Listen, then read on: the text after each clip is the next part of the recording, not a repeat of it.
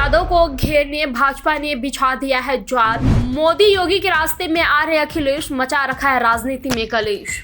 इस बार एनडीए ने बना लिया 400 पार का लक्ष्य, लेकिन क्या अखिलेश बन रहे हैं दीवार?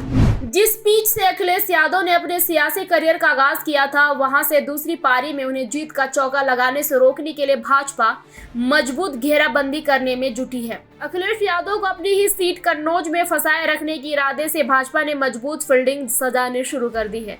पिछले दिनों कन्नौज विधानसभा से जुड़ी सीटों पर मजबूत चेहरों को उतारा गया। अगले कुछ दिनों में प्रधानमंत्री, गृह मंत्री और मुख्यमंत्री भी ताबड़तोड़ रैली और सभा कर उनकी घेराबंदी करेंगे। भाजपा की कोशिश है कि अखिलेश यादव ज्यादा से ज्यादा अपना और परिवार से जुड़ी सीटों में ही उलझे रहे। दूसरी सीटों से लड़ रहे प्रत्याशियों के समर्थन में होने वाले कार्यक्रम में वह समय ना निकाल सके। तीसरे चरण में जिन सीटों पर वोटिंग होनी है, उसमें यादव परिवार की उम्मीदवारी वाली मैनपुरी से डिंपल यादव, फिरोजाबाद से अक्षय यादव और बदायूं से आदित्य यादव मैदान में हैं। चौथे चरण में खुद अखिलेश यादव कन्नौज सीट से चुनाव लड़ रहे हैं। दूसरे और तीसरे चरण के चुनाव में सिर्फ एक सप्ताह का ही अंतराल है। ऐसे में अखिलेश यादव अभी तीसरे चरण की सीटों पर ही प्रचार कर रहे हैं, जबकि भाजपा तीसरे चरण के साथ ही चौथे चरण के प्रचार पर भी फोकस कर चुकी है।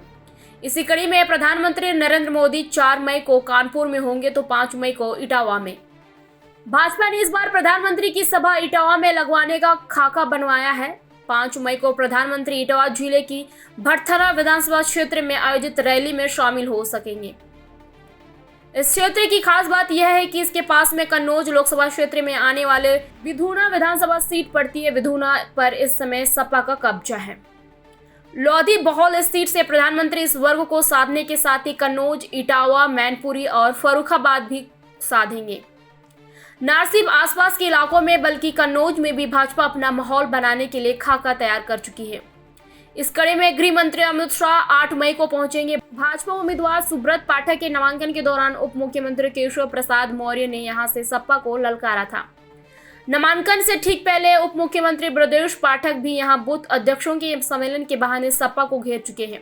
3 दिन पहले रक्षा मंत्री राजनाथ सिंह के पुत्र व प्रदेश मंत्री व विधायक पंकज सिंह ने रसूलाबाद में सभा कर सपा पर हमला बोला था।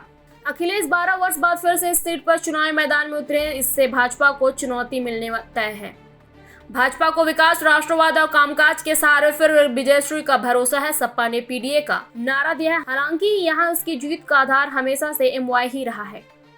सपा मुखिया अखिलेश यादव ने सोची समझी लंबी रणनीति के तहत कन्नौज लोकसभा सीट से दावेदारी ठोक दी है। सपा मोदी बनाम अखिलेश और बेरोजगारी को मुद्दा बनाने की कोशिश कर रही है। लोग भारत के विदेश में बढ़े मान और प्रदेश की कानून एवं व्यवस्था के लिए मोदी योगी सरकार को सराहते हैं। वहीं कन्नौज वालों के प्रति अखिलेश के सहज व्यवहार और लगाव के भी लोग कायल हैं। हालांकि इस सीट पर इतिहास रहा है कि आखिर में मतदान जातीय समीकरणों पर आकर टिक जाता है।